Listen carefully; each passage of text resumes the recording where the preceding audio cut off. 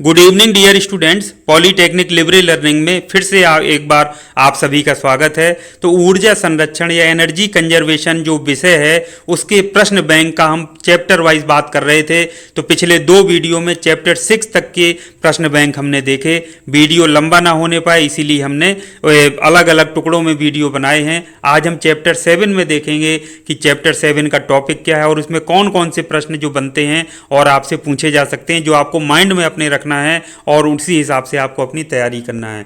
तो सातवां जो चैप्टर है आपका वो है आपका ऊर्जा संरक्षण भवन कोड से संबंधित है, जिसको कहते हैं शॉर्ट में ECBC यानी energy conservation building code ECBC, ऊर्जा संरक्षण भवन कोड। तो पहला जो प्रश्न बनेगा वो यही बनेगा कि ऊर्जा संरक्षण भवन कोड यानी ECBC से आप क्या समझते हैं, इसकी प्रमुख विशेषताएं बताइए।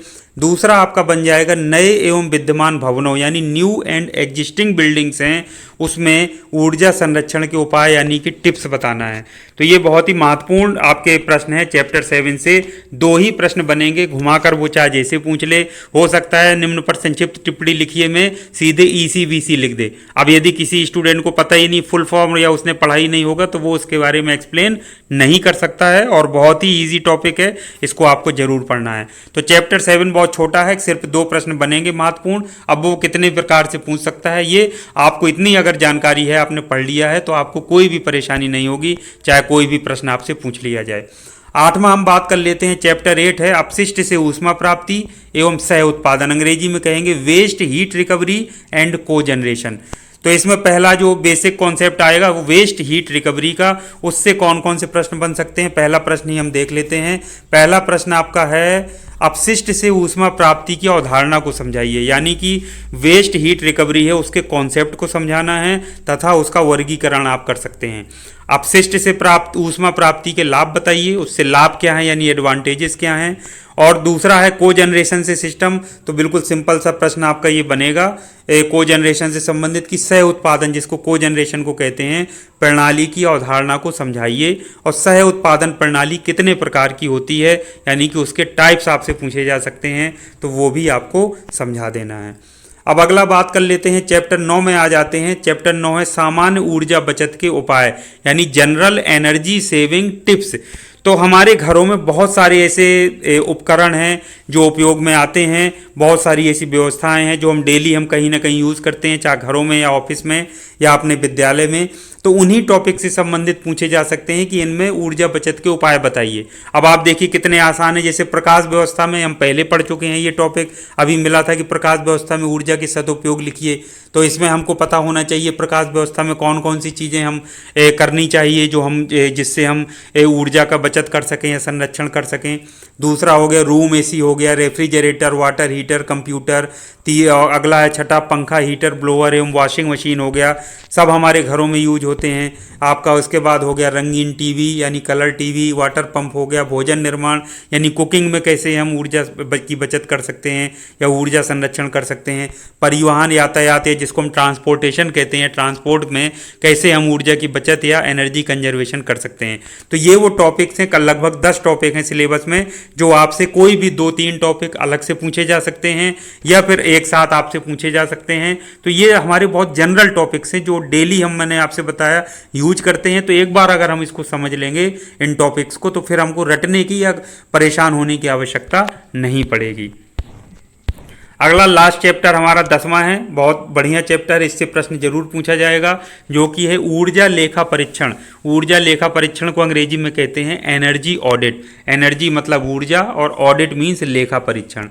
तो पहला प्रश्न ही बन जाएगा कि ऊर्जा लेखा परीक्षण यानी कि एनर्जी ऑडिट से आप क्या समझते हैं। ऊर्जा लेखा परीक्षण या एनर्जी ऑडिट के प्रकार बताइए, यानी एनर्जी ऑडिट कितने प्रकार की होती है। दूसरा प्रश्न होगा ऊर्जा लेखा परीक्षण की कार्य पद्धति को समझाइए, यानी कि explain the methodology of energy audit, या इसको आप कहिए कि एनर्जी ऑडिट के कौन कौन से मेथड्स होते हैं। इस प्रश्न को ऐसे भी आपसे पूछा जा सकता है। तीसरा आपका प्रश्न है ऊर्जा लेखा परीक्षण उपकरण कितने प्रकार के होते हैं, यानी ऊर्जा लेखा परीक्षण या एनर्जी ऑडिट जब करते हैं तो उसमें कौन कौन से उपकरणों की आवश्यकता पड़ती है, यानी कि what are the types of energy audit instruments, इसको आपको अच्छे से पढ़ लेना है। और सबसे लास्ट में जो चौथा प्रश्न आपका बनेगा, ऊर्जा लेखा परीक्षण रिपोर्टिंग फॉर्मेट को समझाना है। यानी जो एनर्जी ऑडिट किया जाता है उसका फॉर्मेट कैसा होता है, बहुत ईजी सिंपल सा होता है। इसके बाद में जो वीडियो बनाऊंगा सारे टॉपिक्स को मैं हिंट के रूप में या शॉर्ट फॉर्म में यूज करूंगा, ताकि आपने इन प्रश्नों के जो जवाब तलाशे हैं आप देखिए, उससे मिलान करिए कि कहीं कुछ आपका छूट तो नहीं गया है। और बिल्कुल कॉन्सेप्ट क्लियर करने के पर्पज से नेक्स्ट वीडियो सारे मेरे यही रहेंगे, प्रश्न और उसके उत्तर का जो हिंट है या बिल्कुल मेन डायग्राम या जो की पॉइंट है उसके बारे में हम चर्चा करेंगे और इन सभी प्रश्नों के उत्तर को तलाशेंगे। लेकिन तब तक आपने प्रश्न माइंड में रख लिए हैं, सारे प्रश्नों को पढ़ लिया है, माइंड में रहना चाहिए कि ये एनर्जी कंजर्वेशन या ऊर्जा संरक्षण का जो सब्जेक्ट है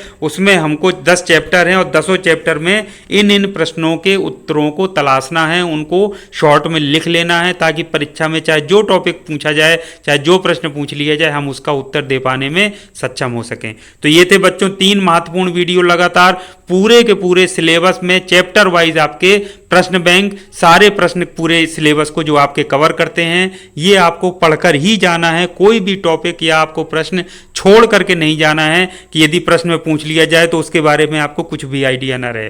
तो आपको मेरी शुभकामनाएं हैं कि इस विषय को बहुत अच्छे से आप पढ़ेंगे, मन लगाकर पढ़ेंगे। बहुत अच्छा और बेसिक सब्जेक्ट है, प्रत्येक विषय ब्रांच के छात्र को इसका नॉलेज जरूर होना चाहिए और ये आपके दूसरे अन्य विषयों से भी कहीं ना कहीं जुड़ा हुआ है। तो बच्चों नेक्स्ट वीडियो में फिर हम मिलेंगे, इन प्रश्नों के सभी के उत्तर हम तलाशेंगे, शॉर्ट में हम सभी का रिवीजन करेंगे। तब तक के लिए पढ़ते रहिए। Thank you very much. आप सभी का दिन शुभ हो।